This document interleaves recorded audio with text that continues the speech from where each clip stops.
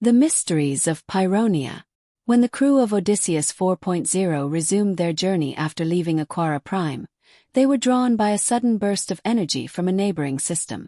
On one of the monitors, Captain Max Irwin saw an intense, red light pulsing like the heartbeat of a planet. Sensor data indicated the presence of massive volcanoes and constant seismic activity, almost as if inviting them to face its challenges.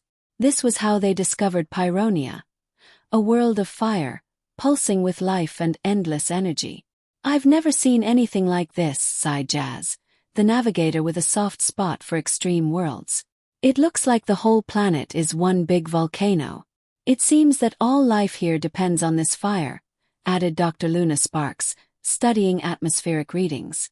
"But how long can it sustain this energy? Some of these readings are unstable, which could mean something is changing here." Captain Max nodded and gave the order to land.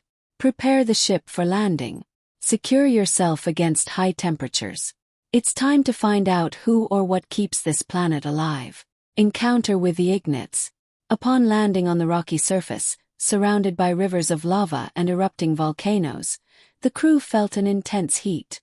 Before they could fully deploy the cooling systems in their suits, they noticed tall, fiery figures on the horizon.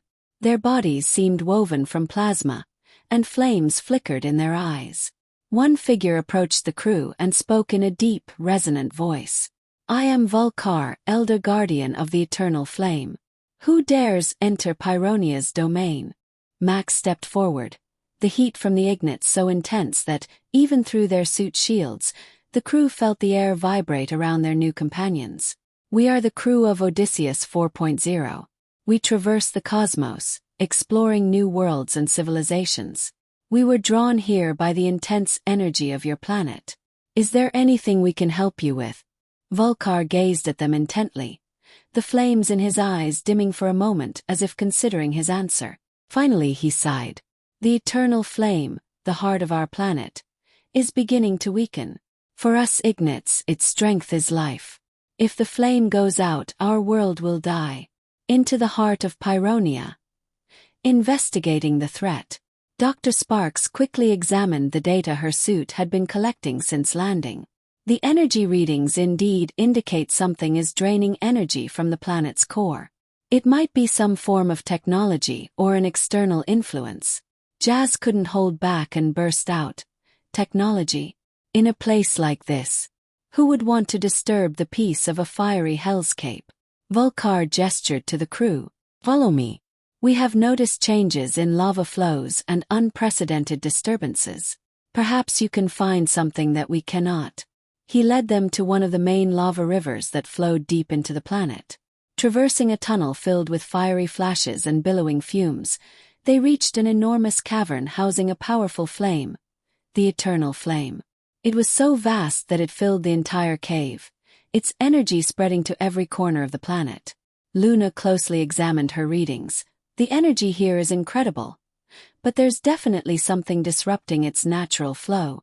Jazz scanned the surroundings until his device picked up metallic objects within the depths of the flames. "You won't believe what I'm seeing. There are some devices of unknown technology, literally siphoning energy from the flame. The battle for the Eternal Flame." At these words, Vul'kar and the other Ignites moved towards the devices, but suddenly slender red-skinned figures in metallic armor appeared around them. They wielded technology capable of manipulating fire, their goal to seize control of the Eternal Flame. "Flame thieves," Vul'kar whispered. "They are not from here." A battle erupted in the cave. The Ignites hurled their attackers into fiery whirlwinds, while the crew of Odysseus 4.0 fought to disable the energy-draining devices. Captain Max and Jazz worked together to shut down the technology, and Luna assisted the Ignites, using shipboard technology to create shields protecting them from hostile attacks. Finally, after a hard-fought battle, they managed to disable the last of the devices, and the enemies were driven back by a massive explosion of energy from the Eternal Flame. In that moment, the flame's energy surged back to its original level, as if thanking them for the rescue. The Ignites, along with Vul'kar, knelt before the flame in gratitude. "Farewell to Pyronia." The Ignites, moved by the crew's sacrifice, thanked them for their help. "The eternal flame will remember your deed," said Vul'kar. "Perhaps one day, you will become guardians of fire yourselves, preserving our legacy."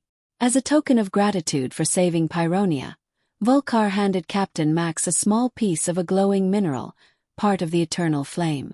When the crew returned to Odysseus 4.0, each of them felt that they had left something significant on this fiery planet. As they departed, Max looked back at the glowing Pyronia, knowing that its flame would never go out, just as their memory of the Ignates, the valiant guardians of fire, would remain forever.